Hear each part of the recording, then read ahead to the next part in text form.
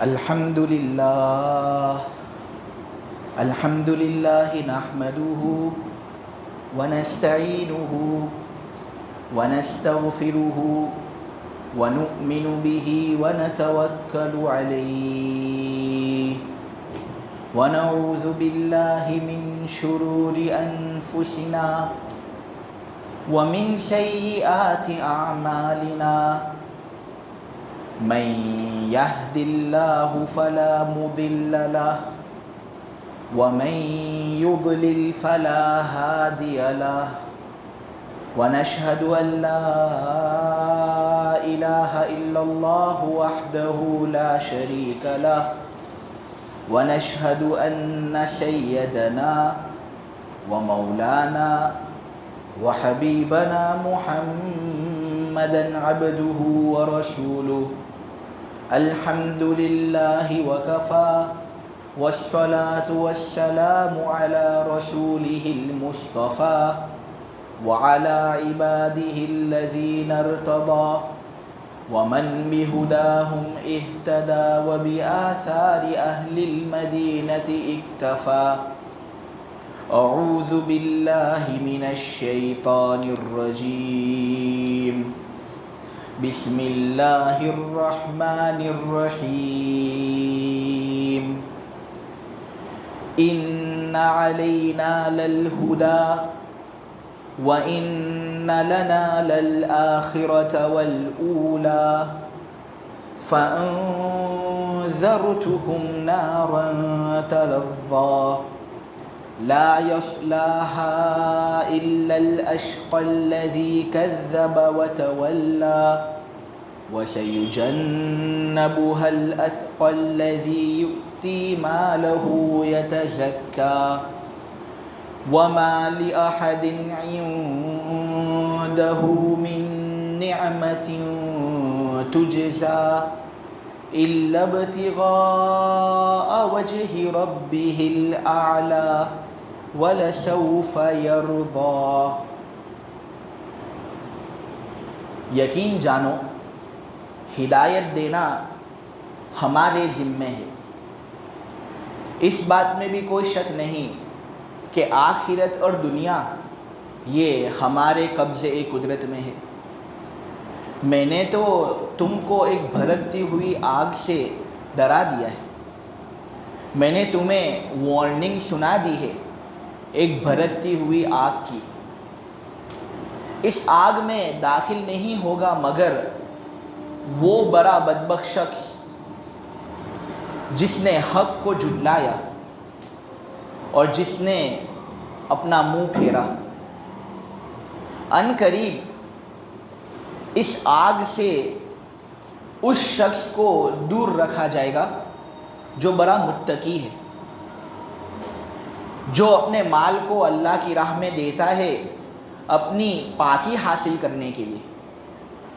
حالانکہ ایسے آدمی پر کسی کا کوئی احسان نہیں جس کا بدلہ دیا جاتا، صرف اور صرف اپنے پروردگار کی خوشنودی کو حاصل کرنا وہ چاہتا ہے جس کی شان بڑی اونچی ہے۔ ان قریب ایسا آدمی راضی ہوگا، ان قریب اللہ بھی ایسے آدمی سے راضی ہوگا۔ تمہارے سامنے جو تفسیر ہو رہی ہے وہ سورہ لیل کی تفسیر ہے۔ اس کے اندر سب سے پہلی بات جو اللہ تبارک و تعالی نے بیان کی وہ یہ ہے کہ ہدایت دینا ہمارے ذمہ ہے، یعنی اللہ تبارک و تعالی کی توفیق ہی سے آدمی اچھے کام انجام دیتا ہے۔ اللہ تبارک و تعالی ہی وہ کرنے والی ذات ہے، اللہ تبارک و تعالی ہی کی ذات وہ دھرنے والی ذات ہے جس کے ذریعے سے آدمی اللہ کے قریب ہوتا ہے۔ ہدایت دینا بھی اللہ تبارک و تعالی کے ذمہ ہے، اسی طرح گمراہ کرنا بھی اللہ تبارک و تعالی ہی کے ذمہ ہے۔ اللہ تبارک و تعالی کی توفیق سے عبادتوں کا انجام دینا ہوتا ہے، آدمی عبادت انجام دیتا ہے، نماز پڑھتا ہے، یہ اللہ ہی کی توفیق سے ہوتا ہے۔ اللہ تبارک و تعالی نے ہمیں توفیق دی کہ عبادتیں انجام دے سکتے ہیں، ہم عشاء کی نماز ادا کی، یہ اللہ تبارک و تعالی کی ہدایت کے ذریعے سے ہوا۔ قرآن پاک کی تفسیر کے اندر بیٹھنے کا موقع ملا تو یہ اللہ تبارک و تعالیٰ کا فضل ہے، اس میں نہ میرا کوئی کمال ہے، اس میں نہ سننے والا کا کوئی کمال ہے۔ یہاں پر اللہ یہی بات کہنا چاہتے ہیں کہ دیکھو ہدایت ہمارے ذمہ ہے، جسے ہم ہدایت دینا چاہے اس کو کوئی گمراہ کر نہیں سکتا، لیکن جس کو ہم گمراہ کرنا چاہے اس کو پھر کوئی ہدایت بھی نہیں دے سکتا۔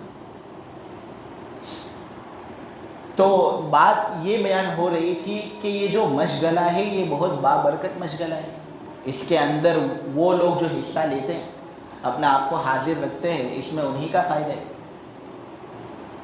مسلم کی روایت ہے، ابو ہریرہ رضی اللہ تعالیٰ عنہ بیان کرتے ہیں، من سلک طریقا یلتمس فیہ علما سہل اللہ لہ بہ طریقا الی الجنہ، کہ جو آدمی اللہ کا علم حاصل کرنے کے لیے راستہ طے کرتا ہے، خواہ وہ راستہ بڑا ہو، یعنی فورن سے آیا ہو محض دوسرے علاقے میں علم حاصل کرنے کے لیے، یا یہ کہ رانی تلا سے ہری پورے آیا ہو علم حاصل کرنے کے لیے، کم راستہ ہو بڑا راستہ ہو، جس شخص نے بھی اللہ کا علم حاصل کرنے کے لیے راستہ تلاش کیا نا، ایسے آدمی کے لیے اللہ تبارک و تعالی جنت تک پہنچنا آسان کر دیتے ہیں۔ وَمَا اجْتَمَعَ قَوْمٌ فِي بَيْتٍ مِّن بُيُوتِ اللَّهِ يَتْلُونَ كِتَابَ اللَّهِ وَيَتَدَارَسُونَهُ فِي مَا بَيْنَهُمْ إِلَّا نَزَلَتْ عَلَيْهِمُ السَّكِينَةُ وَغَشِيَتْهُمُ الرَّحْمَةُ وَذَكَرَهُمُ اللَّهُ فِي مَنْ عِندَهُ وَمَنْ أَبْطَأَ بِهِ عَمَلُهُ لَمْ يُسْرِعْ بِهِ نَسَبُهُ، کہ جو کوئی بھی اللہ کے گھر میں جمع ہوتا ہے، اللہ کے گھروں میں سے کسی گھر کے اندر جمع ہوتا ہے اللہ کی کتاب کی تلاوت کرنے کے لیے یا اللہ تبارک و تعالیٰ کی کتاب کی تفسیر سننے کے لیے، تو فرشتے اس گھر کو ڈھانپ لیتے ہیں، رحمت اس گھر پر چھا جاتی ہے۔ ایسے لوگوں کا تذکرہ اللہ تبارک و تعالیٰ ان فرشتوں کے سامنے کرتا ہے جن فرشتوں کا مقام اللہ تبارک و تعالیٰ کے یہاں بہت اونچا ہے۔ اونچے لوگوں کے یہاں تذکرہ ہر ایک کو بھاتا ہے نا، ہر آدمی چاہتا ہے کہ مالدار قسم کے لوگوں کے درمیان میرا تذکرہ ہو، اللہ والوں کے سامنے میرا تذکرہ ہو، ذکر خیر ہو۔ اللہ خود ایسے لوگوں کا تذکرہ کرتا ہے فرشتوں کے پاس، اونچے اونچے درجے کے فرشتے اس کے پاس موجود ہوتے ہیں، اور اللہ ایسے لوگوں کا تذکرہ کرتا ہے جو اللہ کی تفسیر، اللہ کی کتاب کی تفسیر کے اندر حاضری دیتے ہیں۔ پھر آخر میں حدیث کے اندر یہ بات ہے کہ جس شخص نے اعمال کے اندر سستی کی نا، تو پھر اس کا نسب نامہ اس کو اللہ کے عذاب سے بچا نہیں سکتا۔ ہدایت اللہ ہی کے ذمے ہے، تو ہدایت کبھی کبھی اللہ تبارک و تعالی بالواسطہ دیتا ہے، کبھی کبھی اللہ بغیر کسی واسطے کے لوگوں کو ہدایت سے نواز دیتا ہے، کبھی کبھی واسطہ ہوتا ہے کہ اللہ کے بندے، اللہ کے نیک لوگ کچھ لوگوں کے پاس آتے ہیں، ان کو دعوت دیتے ہیں اور وہ لوگ ان کی باتوں کو قبول کر لیتے ہیں، تو یہ بھی اللہ ہی کی طرف سے ہدایت دینا ہوتا ہے۔ شیخ عبد القادر جیلانی رحمۃ اللہ علیہ کا واقعہ کتابوں کے اندر بیان کیا جاتا ہے کہ ان کی عمر 14 سال کی تھی، فقط 14 ایئرس کے تھے، اور انہوں نے ارادہ کیا کہ مجھے علمی سفر کرنا ہے اور لمبا سفر طے کرنا ہے، بغداد جانا ہے علم حاصل کرنے کے لیے، اللہ کے قریب ہونا ہے۔ لوگ سفر کرتے ہیں، تو شیخ عبد القادر جیلانی نے اس بات کا عزم پختہ کر لیا کہ علم تو حاصل کرنا ہے، نالج کچھ حاصل کرنی ہے۔ ان کی والدہ ان کو رخصت کر رہی ہوتی ہے اور ان کو دیتی ہے 40 اشرفیاں، اور وہ اشرفیاں ان کی والدہ ان کو دیتی ہے تو ان کے کپڑے میں ایک جگہ ہوتی ہے، وہاں پر سیکر دیتی ہے ان کو، اور یہ چلے جاتے ہیں۔ سفر کے اندر ہوتا یہ ہے کہ ڈاکہ پڑتا ہے، ڈاکو لوگ آتے ہیں، دھمکیاں دیتے ہیں، اور قافلے والے جو ہوتے ہیں ان سے مال وغیرہ مانگنا ان لوگوں نے شروع کر دیا۔ مال وغیرہ مانگنے کا سلسلہ جاری تھا کہ حضرت پیر عبد القادر جیلانی کی نوبت آئی۔ ان کو لوگوں نے پوچھا کہ تمہارے پاس کوئی مال ہو تو دے دو، تو ویسے تو ڈاکوؤں نے ان کی تلاش لی اور پیسے بھی ایسی جگہ رکھے تھے کہ کسی کی تلاش میں آوے نہیں، ان کی والدہ نے ایسی جگہ ان پیسوں کو چھپایا تھا۔ لیکن جب ان سے ڈاکوؤں نے پوچھا نا کہ تمہارے پاس پیسے ہیں یا نہیں، تو انہوں نے کہا ہاں ہے پیسے میرے پاس۔ ڈاکو لوگ بالکل تعجب میں کہ ابھی اس کا سامان انہوں نے تلاش کیا، کپڑے وغیرہ کا جائزہ لیا، کسی جگہ سے پیسے ملے نہیں، لیکن یہ اس بات پر مصر ہے کہ میرے پاس پیسے ہیں۔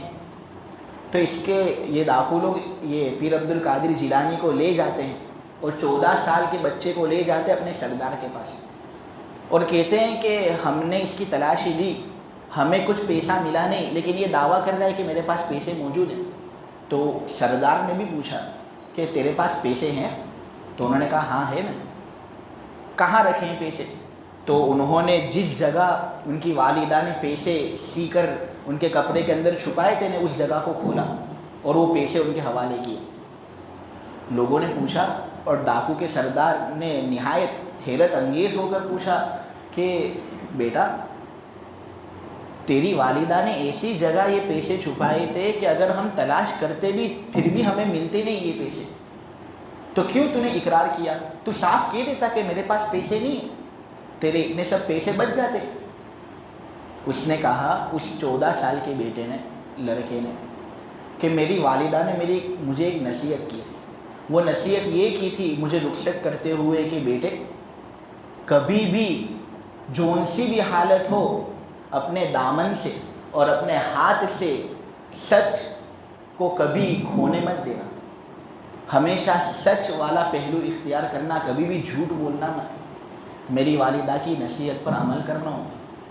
یہ سننا تھا اور وہ جو ڈاکو لوگ تھے سب رو پڑے، اور انہوں نے کہا کہ اللہ تبارک و تعالیٰ نے اس 14 سال کے لڑکے کے اندر اتنی سمجھ بوجھ دے دی، اور اللہ تبارک و تعالیٰ نے ایسے زبردست طریقے سے اسے ہدایت دی کہ جھوٹ بولنے کے لیے تیار نہیں، اور ہم لوگ کئی سال ہو گئے اور اس سے عمر میں کافی بڑے ہیں، لیکن ہم لوگوں نے ہماری پوری زندگی کا پیشہ ہی جھوٹ پر رکھا ہے۔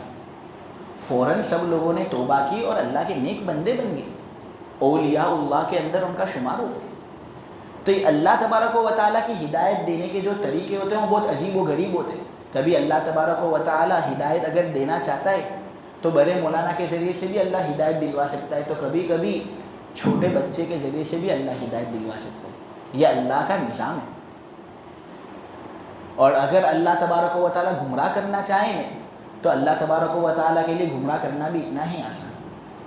پھر اللہ تبارک و تعالیٰ آگے والی آیت کے اندر بیان کرتے ہیں کہ دیکھو آخرت اور دنیا ہمارے ہی قبضے قدرت میں ہے، آخرت بھی ہمارے ہی قبضے قدرت میں ہے، دنیا بھی ہمارے ہی قبضے قدرت میں ہے، لہٰذا اگر تمہیں آخرت کے اندر کچھ بھلائی مانگنی ہے، دنیا کے اندر کوئی بھلائی اگر تم چاہتے ہو تو مجھ سے مانگو، میں وہ جو تمہارا جو بھی مقصد ہے، جو بھی تمہاری مراد ہے وہ میں پوری کروں گا۔ ابو ذر رضی اللہ تعالیٰ عنہ کی روایت ہے، مسلم کے اندر موجود ہے، اس میں حضرت ابو ذر رضی اللہ تعالیٰ عنہ بیان کرتے ہیں کہ نبی پاک صلی اللہ علیہ وسلم نے کہا کہ اللہ نے یہ بات کہی کہ یا عبادی کلکم ضال الا من ہدیت فاستہدونی اہدکم، اے میرے بندو تم لوگ سب کے سب گمراہ تھے، ہدایت میں نے دی، مجھ سے ہدایت مانگو میں تمہیں ہدایت دوں گا۔ یا عبادی کلکم جائع الا من اطعمت فاستطعمونی اطعمکم، اے میرے بندو سب کے سب بھوکے تھے، تم کھانا کس نے کھلایا؟ میں نے کھلایا، مجھ سے کھانا مانگو میں تمہیں کھانا دوں گا، رزق پہنچاؤں گا۔ یا عبادی کلکم عار الا من کسوت فاستکسونی اکسکم، اے میرے بندو سب کے سب برہنہ تھے، پہننے کے لیے کپڑے بھی نہیں تھے کسی کے پاس، کپڑے میں نے دیے، کپڑا چاہتے ہو مجھ سے مانگو میں تمہیں کپڑا دوں گا۔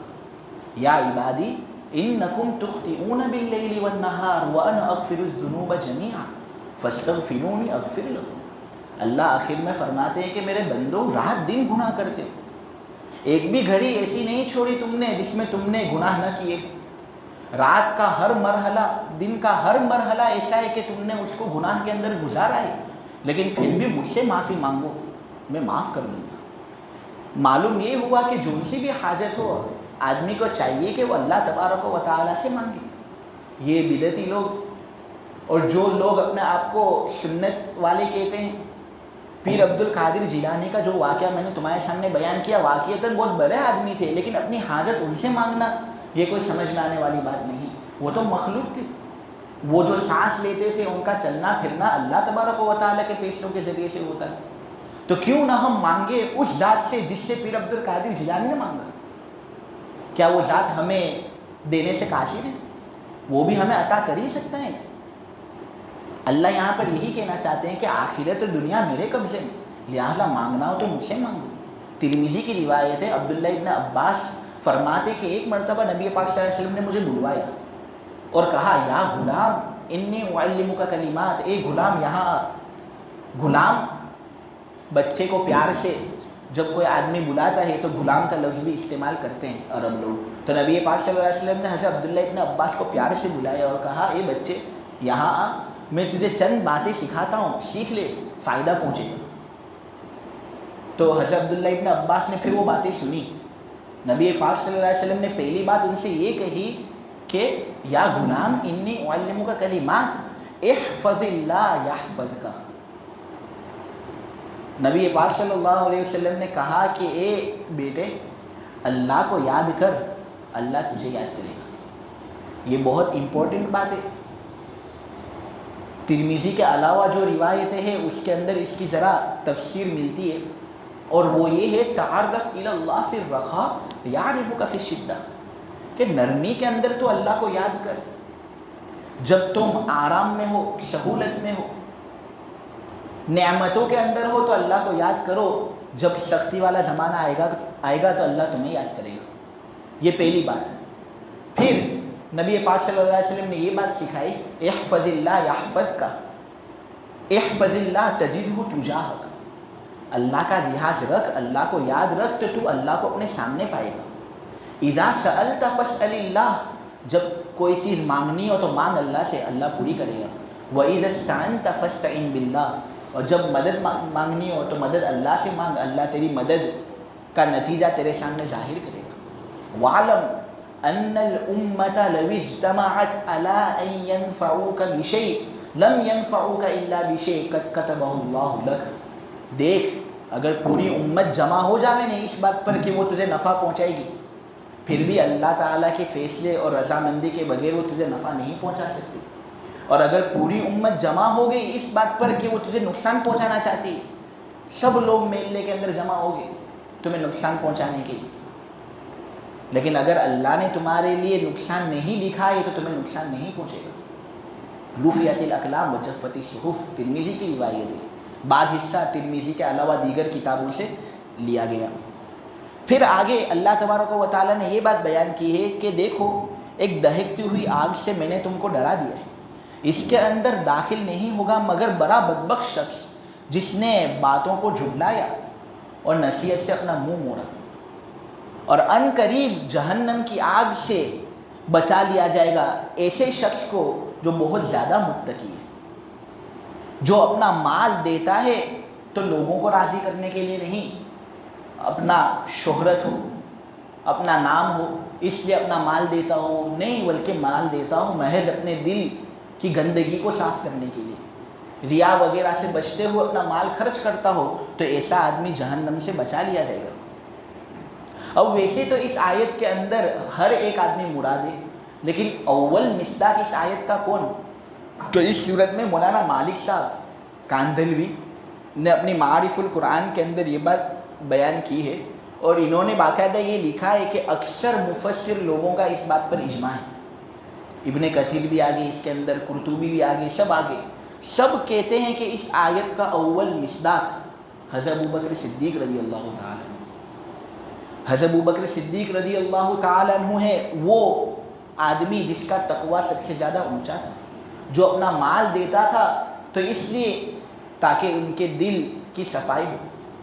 ان پر کسی کا احسان نہیں تھا جس احسان کے نتیجے میں وہ مال خرچ کرتے ہوں، بلکہ محض مال خرچ کرتے تھے یہ تو اللہ کی رضامندی کے لیے. اس لیے اللہ تبارک و تعالیٰ نے ان کی تعریف اس صورت کے اندر بیان کی. حضرت ابوبکر رضی اللہ تعالیٰ عنہ کی فضیلت کے بارے میں جتنے الفاظ استعمال کیے جائیں سب کم ہیں.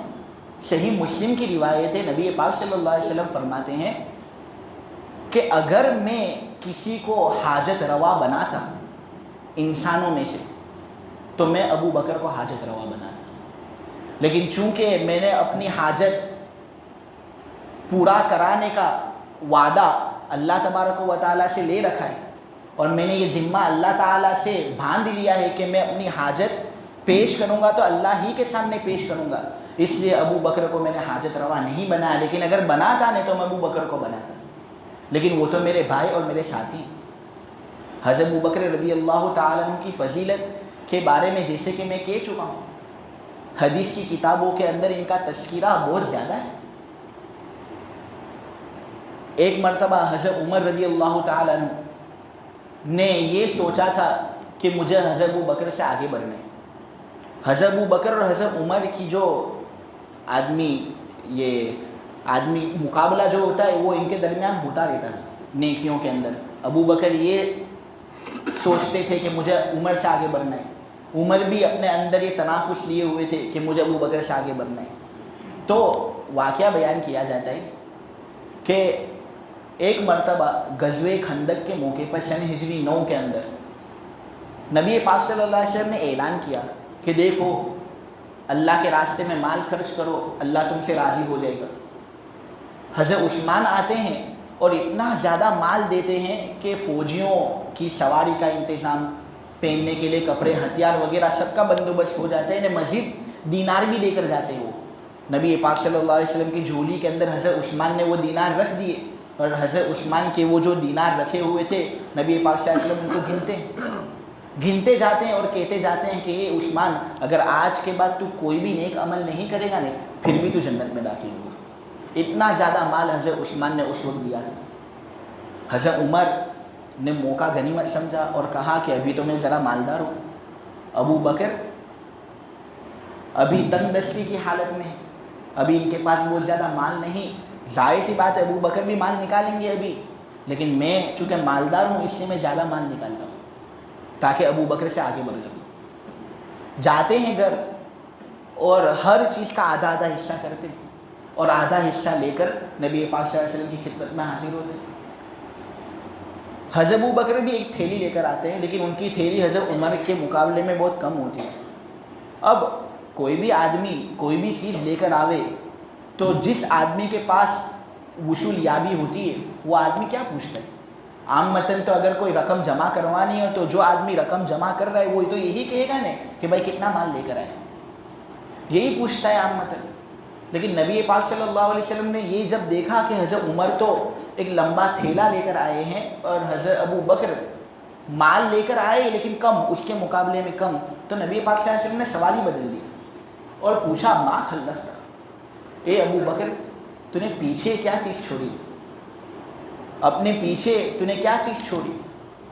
تو سب سے پہلے تو حضرت عمر سے سوال کیا ما خلفت ما ترکت لأہلک، تیرے گھر والوں کے لیے کیا مال تو نے کچھ چھوڑا ہے؟ تو حضرت عمر نے کہا کہ آدھا مال میں یہاں پر لے کر آیا ہوں، آدھا مال میں نے اپنے گھر کے اندر سٹور کیا ہے۔ حضرت ابو بکر سے پوچھتے تو حضرت ابو بکر جواب دیتے ہیں کہ سارا مال لے کر آیا ہوں اللہ کے رسول، میں نے فقط اللہ اور اس کے رسول کو میرے گھر کے اندر رکھا ہے، اس کے علاوہ میرے گھر کے اندر کوئی مال تمہیں دکھے گا نہیں۔ یہ حضرت ابو بکر کا مقام تھا۔ نبی پاک صلی اللہ علیہ وسلم ان کی حالت دیکھ رہے، پہننے کا جو کپڑا ہوتا ہے وہ بھی دے دیتے، اور جو کپڑا پہن کر آتے ہیں وہ ٹانٹ کا کپڑا ہوتا ہے، کانٹوں سے اس کی سلائی ہوتی ہے۔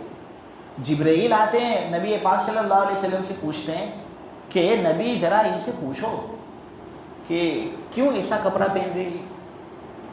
تو نبی پاک صلی اللہ علیہ وسلم نے خود بتایا کہ یہ کپڑا اس لیے یہ پہن رہے ہیں کیونکہ انہوں نے سارا مال اللہ کے راستے میں دے دیا ہے، ان کے پاس پہننے تک کپڑے نہیں۔ جبرائیل جاتے ہیں اللہ کے پاس اور اللہ سے ایک پیغام لے کر آتے ہیں اور کہتے ہیں نبی پاک صلی اللہ علیہ وسلم سے کہ ابو بکر سے اے نبی کہہ دو کہ اللہ کہہ رہا ہے کہ کیا ابو بکر مجھ سے راضی ہے۔ یعنی اللہ تبارک و تعالیٰ کی رضامندی حاصل کرنے کے لیے ہر انسان دوڑ دھوپ کرتا ہے، رات دن ایک کرتا ہے، نماز ادا کرتا ہے مسلمان، اسی لیے تاکہ اللہ راضی ہو جائے۔ لیکن یہاں پر خود اللہ تبارک و تعالیٰ پیغام بھیج رہے ہیں کہ کیا ابو بکر مجھ سے راضی ہے، ان سے پوچھ لو۔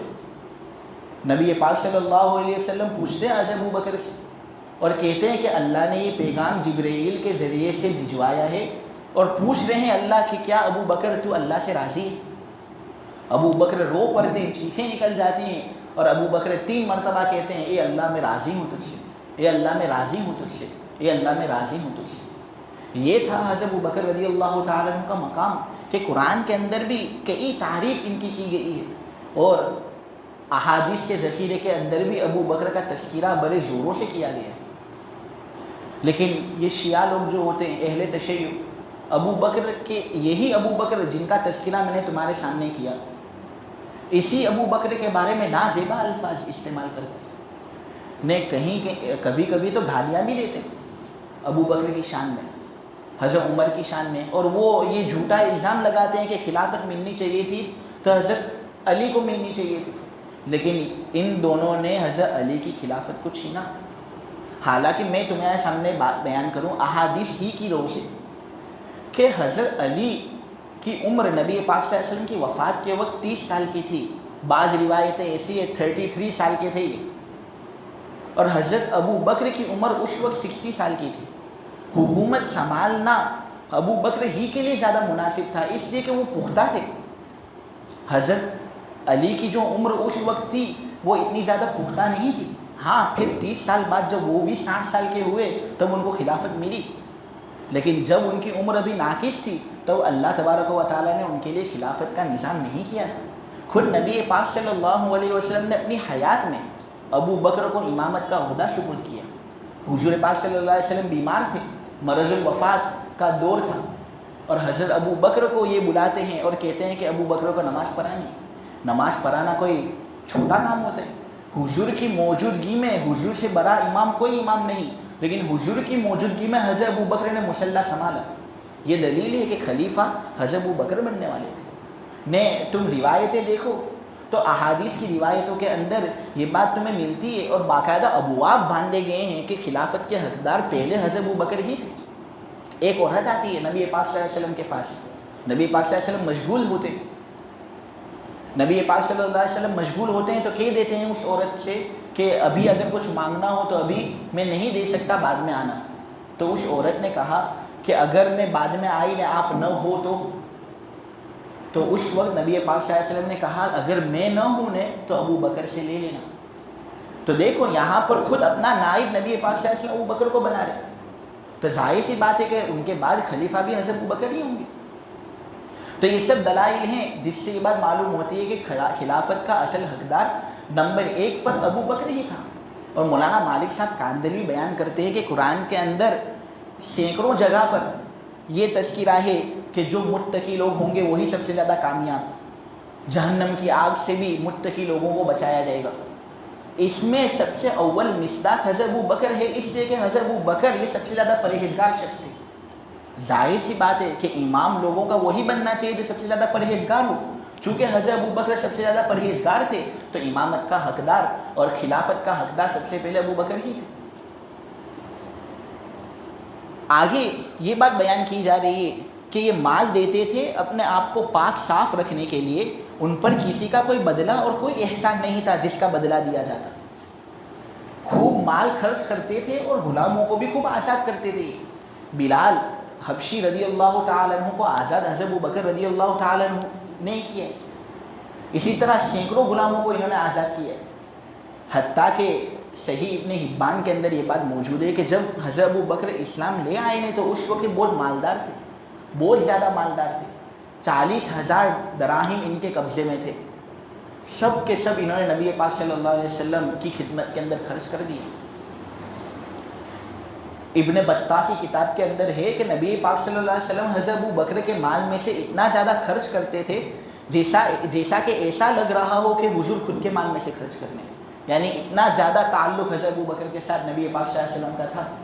نبی پاک صلی اللہ علیہ وسلم خود یہ بات بیان کرتے ہیں، مسند احمد ابن حنبل کے اندر یہ بات موجود ہے کہ ما نفعنی مال قط ما نفعنی مال ابی بکر، ابو بکر کے مال نے جتنا مجھے نفع پہنچایا ہے نہیں اتنا زیادہ نفع مجھے کسی کے مال نے پہنچایا نہیں۔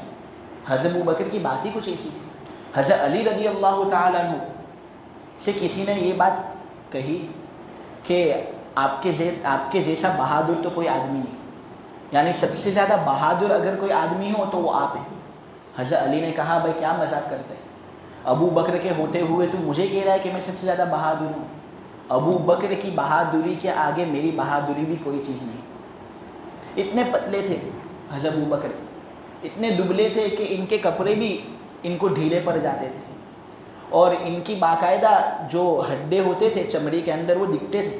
اتنے زیادہ کمزور تھے یہ, لیکن ایمان اتنا زیادہ قوی حضرت ابو بکر کا کہ اگر پوری امت کے علماء ایک جگہ جمع ہو جائیں, نے پوری امت کے پرہیزگار لوگ صحابہ سمیت ایک جگہ جمع ہو جائیں, پھر بھی حضرت ابو بکر کا ایمان سب پر غالب. تو حضرت علی فرماتے ہیں کہ یہ تو اتنے زیادہ بہادر تھے ابو بکر کہ ان کی بہادری کے آگے میری بہادری کچھ نہیں ہے. ایک مرتبہ مشرکین مکہ نے نبی پاک صلی اللہ علیہ وسلم پر حملہ کیا. کچھ لوگ حرم کے اندر نبی پاک صلی اللہ علیہ وسلم کو مار رہے ہیں, پیٹ رہے ہیں. کچھ لوگوں نے نبی پاک صلی اللہ علیہ وسلم کا جو گلا ہوتا ہے اس کو پکڑ لیا ہے اور پھانسا دے رہے ہوتے ہیں. یہ سب منظر ہوتا ہے, اتنی بڑی جماعت نبی پاک صلی اللہ علیہ وسلم کو تکلیف پہنچا رہی ہوتی ہے کہ ہم سب لوگ وہاں موجود ہوتے ہیں, لیکن ہمیں ڈر لگتا ہے کہ ہم کس طرح دفاع کریں. اتنے سب لوگ مارنے کے لیے آ جاوے تو آدمی ڈرے گا, گھبرائے گا. وہ ابو بکر کو یہ خبر پہنچتی ہے تو اتنے کمزور تھے یہ, اس کے باوجود دوڑ کر آتے ہیں. حضرت اسماء بنت ابی بکر فرماتی ہیں کہ یہ چلاتے ہوئے آتے ہیں, اتقتلون رجلا ان یقول ربی اللہ وقد جاءکم بالبینات, کہ کیا تم ایک ایسا آدمی کو قتل کرتے ہو اسی لیے کہ وہ یہ کہتا ہے کہ میرا رب اللہ ہے؟ کیا یہ بھی قتل کرنے کی کوئی وجہ ہے؟ تمہارے پاس تو واضح نشانیاں بھی آ چکی ہے, ان کو کیوں ستا رہے ہو؟ یہ کہہ کر گھس جاتے تھے.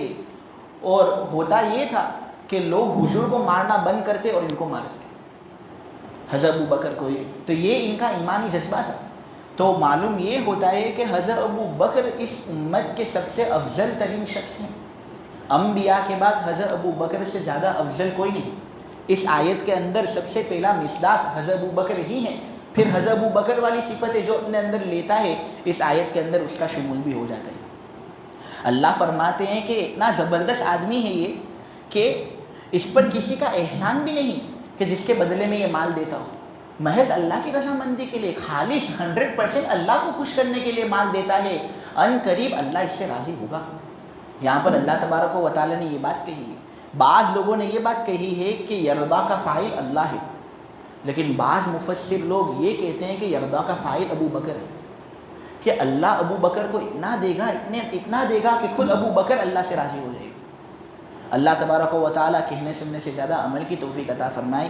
سورہ لیل کی تفسیر پوری ہوئی, اب انشاءاللہ سورہ دوحا کی تفسیر شروع ہوگی آئندہ ہفتے سے. سبحانک اللہم بحمدک وتبارک اسمک وتعالی جدک ولا الہ غیرک لا الہ الا اللہ الاحد الصمد الذی لم یلد ولم یولد ولم یکن له کفوا احد. یا ربی صلی وسلم دائما ابدا علی حبیبک خیر الخلق کلہم. اے اللہ ہمارے گناہوں کو معاف فرما, اے اللہ ہماری خطاؤں سے درگزر فرما. اے اللہ بڑے گنہگار ہیں, خطاوار ہیں. اے اللہ ہر لمحہ دن کی کوئی گھڑی ایسی نہیں جس میں مولا ہم نے نافرمانی نہ کی ہو. اے اللہ رات کی کوئی گھڑی ایسی نہیں جس میں مولا کریم ہم نے تیری نافرمانی نہ کی ہو. مولا کریم ہمارے تمام اوقات گناہوں کے اندر ملوث ہیں. اے اللہ ہمیں معاف فرما دے. مولا کریم حضرت ابو بکر رضی اللہ تعالیٰ عنہ کے جو اچھے اچھے اوصاف تھے, اے اللہ وہ اوصاف ہمارے اندر بھی پیدا فرما. مولا کریم ویسے تو بہت بلند ترین لوگ تھے یہ, ہم چاہ کر بھی ان کے جیسے ہو نہیں سکتے مولا کریم, لیکن تیرے لیے تو کوئی چیز مشکل نہیں. تو نے تو کہا ہے کہ مانگنا ہو تو مجھ سے مانگو, ہدایت تو میں دیتا ہوں. اے اللہ ہم تجھ سے ہدایت کا سوال کرتے ہیں. مولا کریم ہم تجھ سے آخرت کا سوال کرتے ہیں, دنیا کا سوال کرتے ہیں. اے اللہ ہماری تمام حاجتیں اور مرادوں کو پورا فرما. مولا کریم اہل فلسطین کی خوب مدد فرما. مولا کریم ان کے بچوں کی حفاظت فرما. اے اللہ ان کی عورتوں کی حفاظت فرما. مولا کریم تمام تر لوگ جو فلسطین کے اندر موجود ہے ظلم کی شکار ہیں, اے اللہ ان کی خوب نصرت اور مدد فرما. اے اللہ مسلمان جہاں کہیں بھی مظلوم ہیں مولا کریم, ظلم کے شکار ہیں, اے اللہ تو ان کی خوب مدد فرما. مولا کریم ہماری بھی مدد فرما. مولا کریم یہ قرآن انوارات سے ہمارے دلوں کو منور فرما دے. مولا کریم قرآن کا سچا پکا عاشق بنا دے. تفسیر کے سلسلے کو خوب فروغ عطا فرما. اے اللہ بیان کے سلسلے میں شاید کچھ کوتاہی ہو جاتی ہوگی، اے اللہ کوتاہیوں کو معاف فرما، سننے کے اندر جو کوتاہی ہو جاتی ہے اللہ معاف فرما، کرنے کے اندر جو کوتاہی ہو جاتی ہے اللہ معاف فرما، اور اے اللہ قرآنی انوارات کو پھیلا دے، اور مولا کریم اس تفسیر کے سلسلے کو خوب فروغ عطا فرما کر اے اللہ اس کو قبول فرما۔ وآخر دعوانا ان الحمد للہ رب العالمین۔